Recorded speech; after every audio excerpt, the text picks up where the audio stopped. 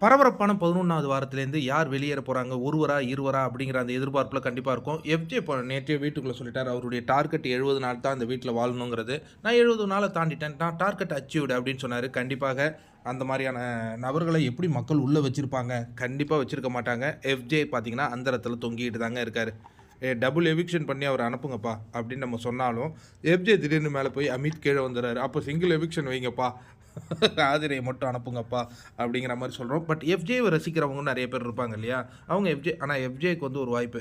இந்த வாரம் தாண்டுனாருன்னா, அந்த டிக்கெட் டூ ஃபினாலே வந்ததுன்னா, அவர் ஜெயிச்சுட்டு நேரா ஃபினாலே கூட போறதுக்கு சான்சஸ் இருக்கு. அத பயன்படுத்துறாராங்கிறத நம்ம பொறுத்திருந்து பார்ப்போம். அதற்கு அடுத்ததாக முதல் இடத்துல பார்த்தீங்கன்னா, திவ்யா தாங்க தொடர்ந்து நீடிச்சு கொண்டு இருக்காங்க. 2வது இடத்துல கமருதீன் தொடர்ந்து நீடித்துக் கொண்டிருக்கும் காட்சிகள பார்க்கின்றோம். அவரை தொடர்ந்து பார்வதி, அரோரா. பார்வதிக்கும், அரோராவுக்கும் திட்டத்தட்ட ஒரு எவ்வளோ வாக்குகள்? ஒரு 500 சொச்சம் வாக்குகள் தான் டிஃபரன்ஸ் இருக்கு. அரோராவுடைய நேத்திய பெர்ஃபார்மன்ஸ் நெறைய பேரால ஒரு பேசுபொருளாக மாறியிருக்கு. இதுதான் அந்த லைம் லைட் அப்படிம்பாங்க. நான் மீண்டும் மீண்டும் சொல்றேன். அந்த டாஸ்க்ல ஜெயிக்கிறாங்க, தோக்குறாங்கங்கிறது பிரச்சனை இல்ல. உங்களுக்கு அந்த ஸ்க்ரீன் ஸ்பேஸ். அதாவது சுபிக்ஷா ரொம்ப வருத்தப்பட்டாங்க. அதாவது நம்ம தப்பு பண்ணிட்டோமோ! நான் அடுத்த டாஸ்க்ல பார்ட்டிசிபேட் பண்ணணும். இந்த டாஸ்க்ல தாம்மா பார்ட்டிசிபேட் பண்ணேன். கெஸ் பண்றது அது பண்ணணும். அது என்ன பண்றது?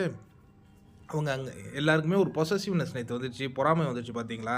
அவங்க 2 பேரும் 2 1/2 மணி நேரம் ஆடுனதுனால, மொத்த லைம் லைட்டும் அவங்கள நோக்கி போயிருக்கோம் அப்படிங்கிற அந்த பொறாமை சுபிக்ஷாவே பேசும்போதே எனக்கு தெரிஞ்சுது.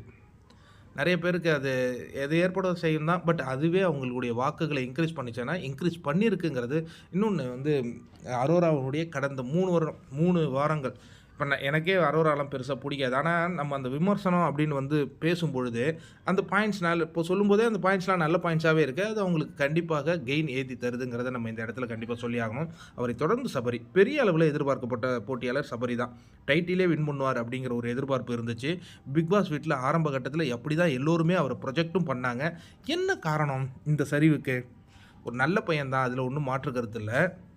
இன்னும் ஏதோ ஒண்ணு எதிர்பார்க்குறாங்க. அதான் சேதுவும் சொல்றாரு. ஒரு பேரியர் உங்ககிட்ட இருக்குண்ணா, அத கொஞ்சம் உடைங்க. என்ன அந்த பேரியர் ஒண்ணும் புரியல. Sandra, the real gamer of Bigg Boss. Real கேமர்னா என்னன்னா, அந்த பிக் பாஸினுடைய நுணுக்கங்கள் அனைத்தையும் தெரிந்தவங்க தாங்க சாண்ட்ரா.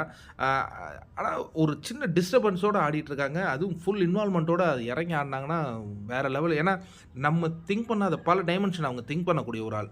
சுபிக்ஷா. நம்ம தான் டைட்டில் வின் பண்ண போறோம் அப்படிங்கிற அந்த கற்பனையில அந்த பொண்ணு வாழ்ந்துகிட்டு இருக்கு. பட் அன்பார்ச்சுனேட்டா மக்கள் வாக்குகள் பெரிய அளவுல இல்லங்க அந்த பொண்ணுக்கு. கனி, அமித், எஃப்ஜே, ஆதிரை இவங்க வந்து பாட்டம்ல தொங்கிட்டு இருக்காங்க. ஆதிரை வெளியேறுவது திட்டத்தட்ட உறுதியான ஒரு நிலை நமக்கு தெரியுது. அவருக்கு ஜோடியாக யார் போவார்னா, ஆதிரைக்கு ஜோடி எஃப்ஜேவா இருந்தா தாங்க நல்லாருக்கும். ஏன்னா இவங்க ஆரம்பத்தில ஒன்றாக இருந்தார்கள், ஒன்றாக சென்றார்கள்னா அது ஒரு மாஸ் மொமெண்ட்டா இருக்கும் இந்த சீசனுக்கு. அத விஜய் சேதுபதி செய்றாரா என்னங்கிறத பொறுத்திருந்து பார்ப்போம். அமித் அண்ட் கனி. அமித்த பொறுத்தவரையும் ஒரு ஜென்டில்மேன், நல்ல மனிதர் தான். அவருக்கும் வாக்குகள் வரமாட்டேங்குது. நல்ல மனுஷன் தானேப்பா அமித். ஏன் அவருக்கு வாக்குகள் வரமாட்டேங்குது? கனி, கனி தெரு தங்கமானவங்க அவங்க.